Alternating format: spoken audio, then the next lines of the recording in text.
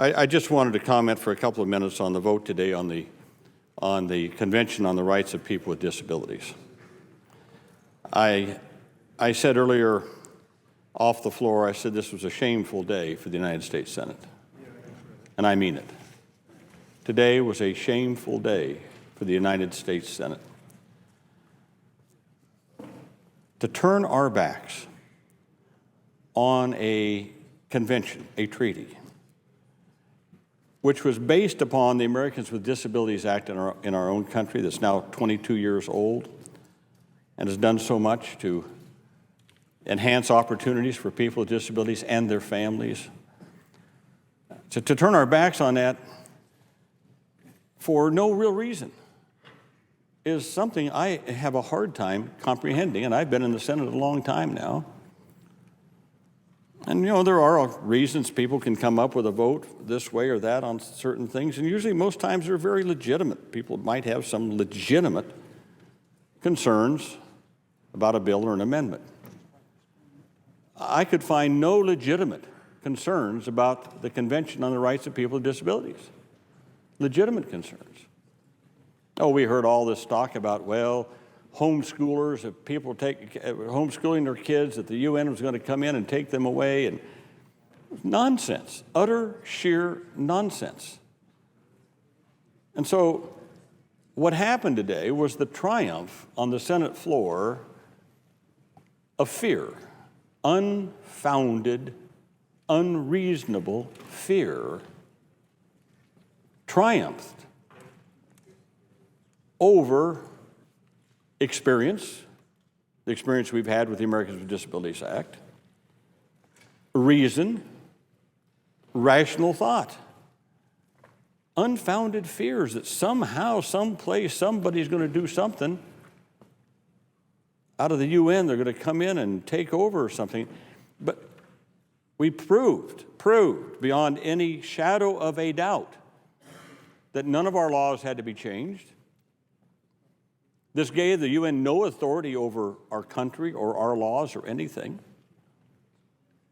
And yet this unfounded fear took hold, to the point where people who were sponsors of the bill voted against it. Sponsors of it now just turned around and voted against it. Again, for what reason? Unfounded fear. What message did we send today to the rest of the world? A message that, okay, we're pretty good. We did a lot of good stuff in terms of passing legislation to uphold the rights of people with disabilities, to break down barriers, give people with disabilities opportunities, same as everyone else. We've become a better country for it, a better nation. Other countries have come to us over the intervening last 22 years to find out how we did it, what they can do. And so here was the United Nations who said, okay, we'll come up with a convention, a treaty, all countries. We'll put it out for them to sign up, which encourages them to actually emulate what we did. This would have given us a seat at the table. We would be sitting at the table, helping other countries to bring their laws more up to what ours are in terms of the rights of people with disabilities. But we turned our backs on that. Turned our backs on it. You know, Mr. President, if there's one, there are a lot of things that make America a shining city on a hill. But there's one thing that no one can dispute that does put America as a shining city on a hill, and that is the Americans with Disabilities Act and what it has done to our society, like our Civil Rights Act. What it's done to break down the barriers and to show that people with disabilities can contribute to society, if only given the chance and the opportunity.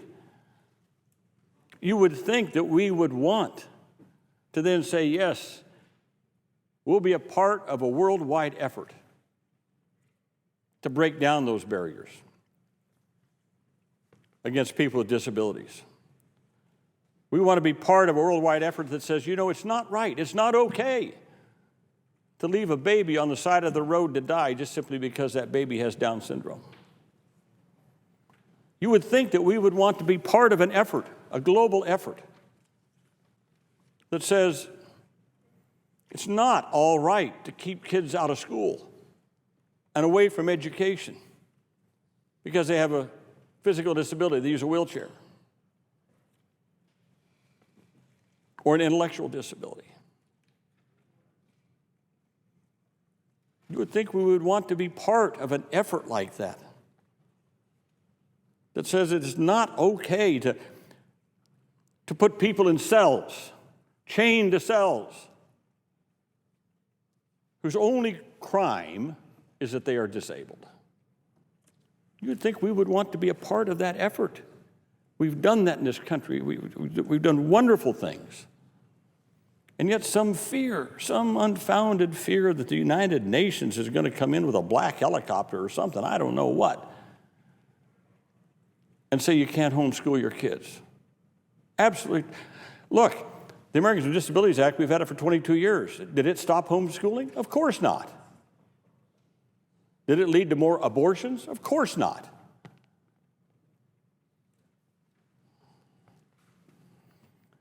Mr. President, after this vote, after it was defeated, I walked out into the reception room, the Senate reception room. There were a throng, a number of people that in the disability community. They were crushed, just crushed. They could not understand this.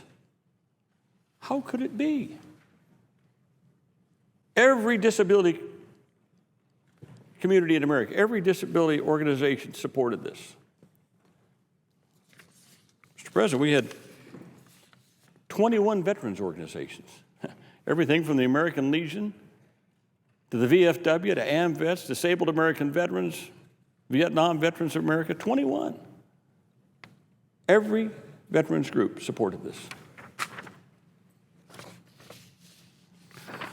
I ask, were these veterans groups so dumb, so blind, so misled to support something that is going to give the UN the right to come in and take kids out of your home? That's what people would say, and they don't get it, huh? These veterans groups.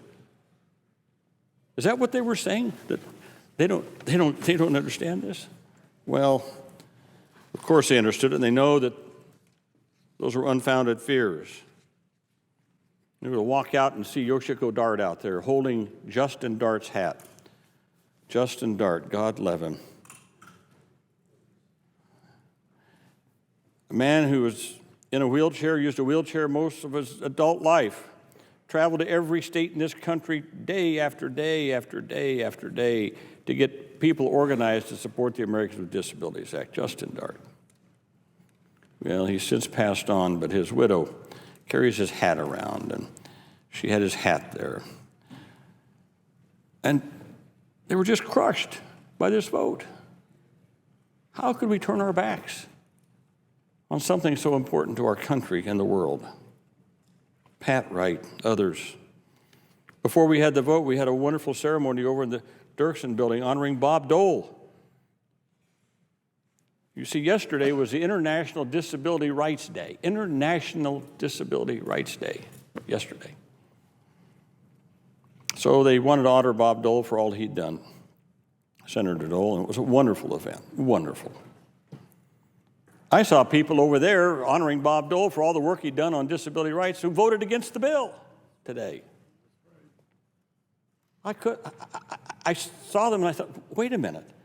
They're there to honor Dole, all the work that Bob Dole had done on disability. And Bob Dole was one of the strongest supporters of the CRPD, as it's called.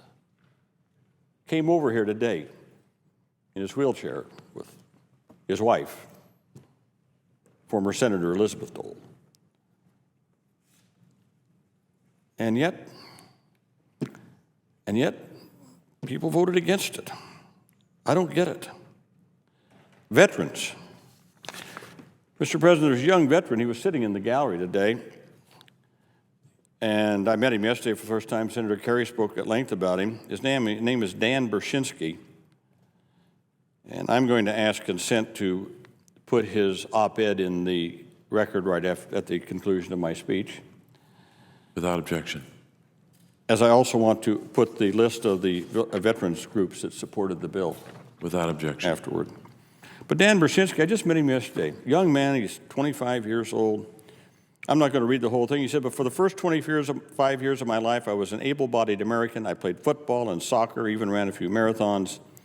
He went to West Point, graduated from West Point, then went to Afghanistan and had both of his legs blown off. He walks on prosthetic legs now. And he talked about going to South Africa on a trip and the fear that gripped him, the fact that he couldn't get around, he couldn't get in a hotel, they had curbs, he had all kinds of problems that he doesn't have here.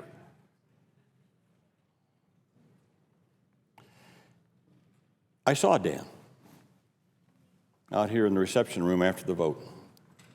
He'd been sitting in the gallery, he came down, and I went up to him and I said, Dan, what can I say? I'm sorry. I'm sorry. But I said, we'll come back again. We'll come back again. We're gonna come back at this again. I said, but I'm sorry. He said, you know what he said to me? He said, you know, Senator, he said, watching this and seeing this makes me want to get just about as far away from politics as I can. Is that the message we send to young veterans, young heroes like this? Well, Mr. President, I don't want to take any more time. I know others want to speak. I just, as I said, it's just a shameful day. I do say that we'll be back. Senator Kerry will be back. Senator McCain, I give them the highest plaudits for what they did. Senator McCain and Senator Kerry and Senator McCain did a magnificent job. Senator Lugar in carrying this bill forward. I know they don't want to give up either. I was hoping that we could pass it before Senator Lugar leaves the Senate.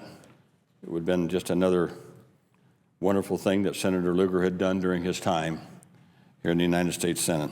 But I guess that's not to be. But we'll be back in January or February. Senator Kerry is committed to doing that, bringing it back to the committee.